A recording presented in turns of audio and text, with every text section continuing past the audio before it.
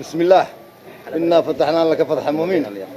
agaasimaha guud ee komishanka xakamaynta HIV/AIDS-ka Soomaaliland Axmed Cabdi Ismaaciil iyo gudoomiyaha gobolka Awdal Maxamed Axmed Caalim Timbara ayaa maanta si wada jir xariga uga jaray xafiis cusub oo komishanka xakamaynta HIV/AIDS-ku ku yeelan doono magaalada Boorama kaasi oo kor loogu qaadi doono laguna xoojin doono adeegyada uu komishanku u qaabilsan yahay.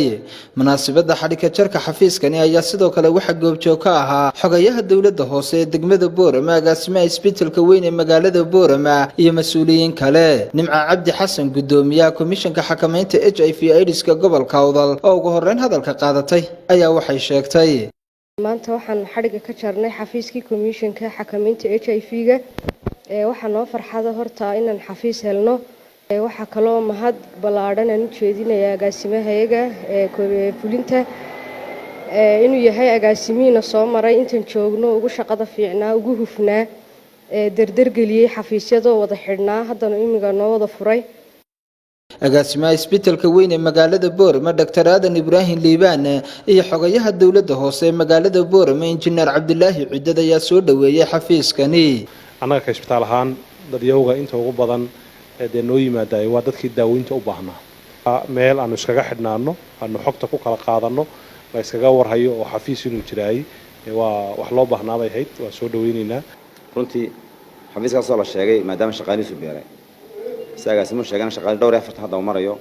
xafiis la'aan dee suuragal ma ahayn marka agaasimahana waan uga mahad celinaynaa dardargelinta iyo soo dardargeliyay muddada gaaban uu joogay annaguna degmo ahaan wixii naga waajiba diyaar baan nahay. sidoo kale gudoomiyaha gobolka Awdal Maxamed Axmed Caalim Timbaro oo hadalka qaad ayaa sheegay in xafiiskani yahay mid loo baahnaa waxana uu sidoo kale fariin u diray bulshada ku nool gobolka Awdal. waxaan maanta noo farxaday inaan furayno xafiiskii xakamaynta fayraska HIV-ga oo runtii gobolku baahi weyn u qabay waa ogtihiino cudurkan iska daaweyntiisa wax ka muhiimsan ka hortagidiisa marka meeshii dadka lagu wacyi gelin lahaa ee dadku Soomaaliya soo xiriiri lahaayeen ayaa naga maqnay aad iyo aad baan idinku maaynaa baahi weyn ba maanta soo daboosheen dadka yagana war bahalkaas uu nagu dhex jiraa gobol xuduudo badan baynu nahay oo khatarihiisa iska leh in wacyi gelintiisa kor loo qaado oo dadaal badan laga galay noo baahanahay. agaasimaha guud ee komishanka xakamaynta HIV/AIDS-ka Soomaaliland Axmed Cabdi Ismaaciil oo madashaasi ka hadlay ayaa waxa uu tilmaamay muddo guddiga waajib ah xafiiska aan furno shaqada qarankana halkan laga wado waa waajib dawladeed waa waajibna saaran wixii dhimanna waan soo dhameystiri doonaa. dardargelintana waxaan u celinayaa madaxweynaha qaranka Jamhuuriyadda Soomaaliland mudane Muuse Biixi Cabdi oo gudoomiyaha komishanka qaranka ee xakamaynta AIDS-ka annagana runtii hawl dheer bay nagu qaadatay hal mar inaan wada furno xafiisyadii 7 gobol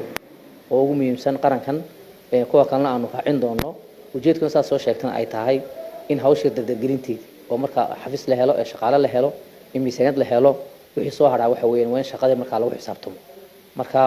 kulley isduwaha iyo shaqaalaha gobolka iyo degmadaba komishanka waxa soo waday xisaab iyo dabagal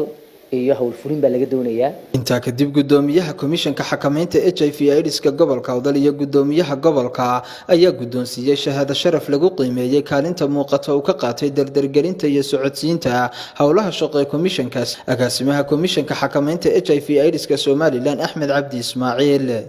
waa Cabsalaan Bashiir Faarax Cabsalaan Saaha warbaahinta qaranka Soomaaliland magaalada Boorama.